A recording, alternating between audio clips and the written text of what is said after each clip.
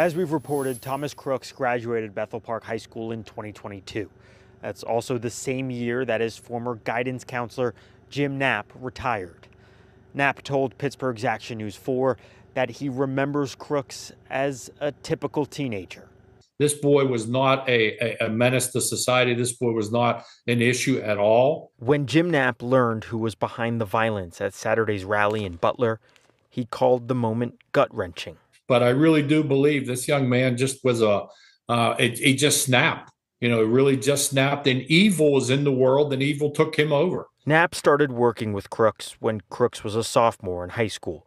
He remembers the then teenager showing interest in trade school, a polite kid, respected by both teachers and classmates. Never was an issue. Thomas was a very quiet young man, intelligent. He took AP courses, he took an honors class, he took college prep courses. He really went about his business, as we have a lot of kids that do that. He was looking to go into computers, and he liked the electronic part of it too. There are some kids, Knapp says, who he'd have to meet with quite a bit throughout the year. Crooks was not one of those students. Knapp does not remember Crooks causing trouble in class or wearing anything overtly political or provocative.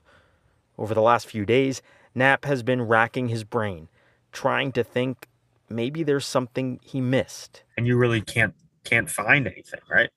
That is so true, Mike. As someone who likes to reflect and discern, likes to think about what could I have done differently. And there is nothing that we could have done in this case because there were no signs. Back here outside Crooks' home in Bethel Park, you can still see the police tape behind me, reminders of that FBI investigation. Meanwhile, Knapp adds that he doesn't recall Crooks ever availing himself of any mental health resources while in high school. He, like the many neighbors around here, are anxious to learn more about the FBI's investigation. Reporting from Bethel Park, Mike Valenti, Pittsburgh's Action News 4.